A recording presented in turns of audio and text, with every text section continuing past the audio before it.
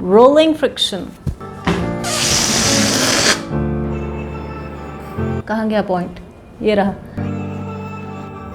You simply cannot stop this.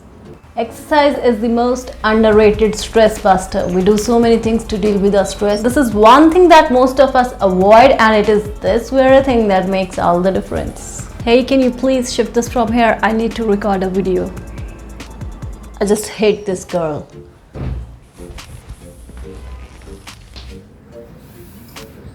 Wait. I need to record this.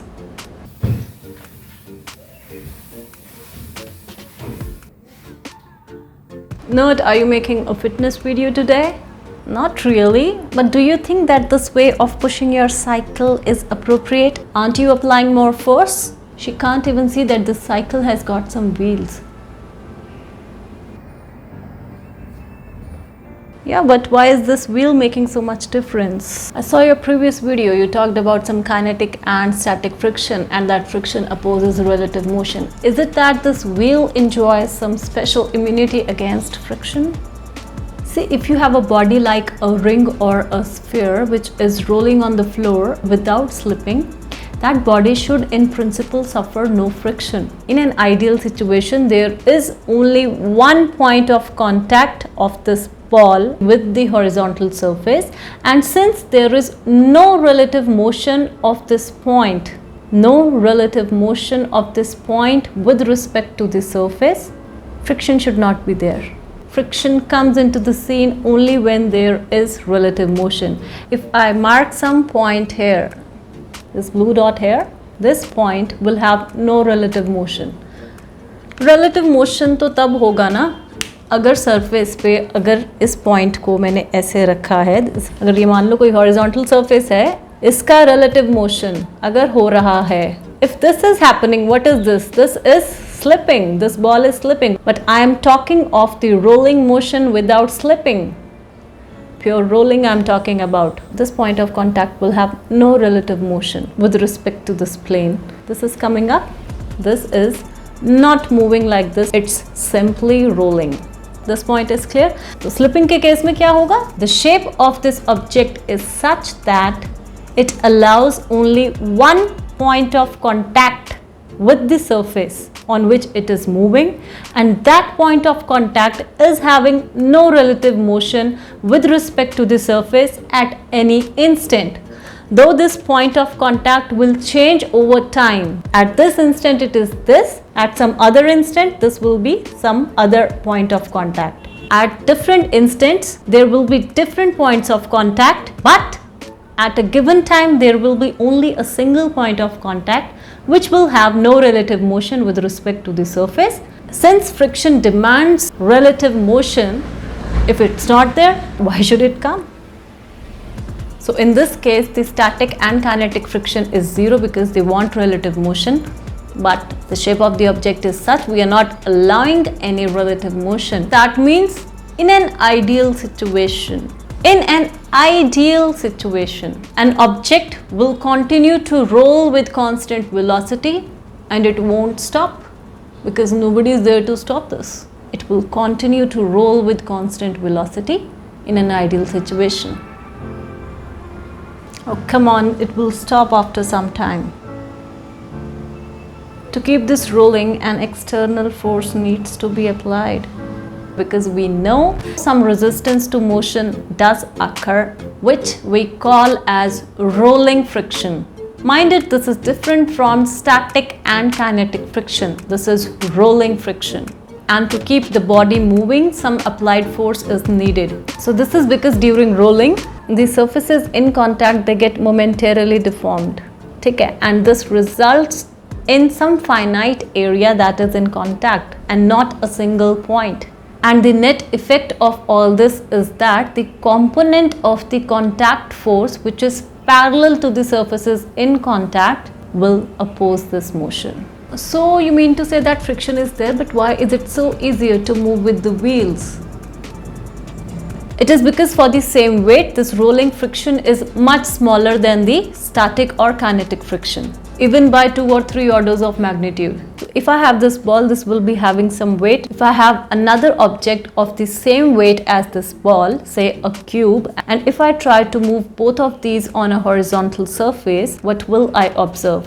For the same applied force, this spherical object, this ball, will travel a much longer distance before it stops. Why is that?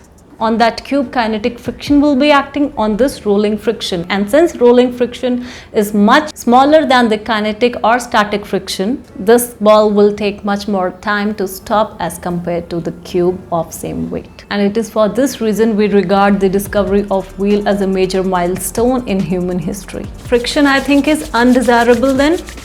Yeah, it depends upon the situation when you are giving such a statement. Everything plays some positive and negative role as well. So if you talk in the negative sense, yeah, friction opposes relative motion, as you know, so it dissipates the power in the form of heat.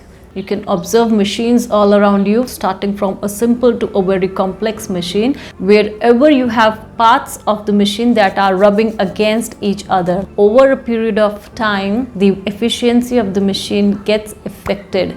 Why is it that? Because these parts will eventually wear out after some time. These parts are constantly moving. When the machine is working, these parts are rubbing against each other, and the friction is opposing the relative motion each time the machine is working. Each time this happens, and it therefore affects the life of that machine as well. Have you observed our mother puts some oil in the holes of the sewing machine whenever she feels that it is getting harder to move the handle smoothly? She oils the machine regularly at regular intervals for the smooth functioning of the sewing machine. So what is she doing? She is basically adding a layer of oil between the moving parts so that the effect of friction gets reduced and the parts may not be in direct contact with each other as they were in the absence of that oil. So this is one way of reducing this kinetic friction. Another way is to use ball bearings.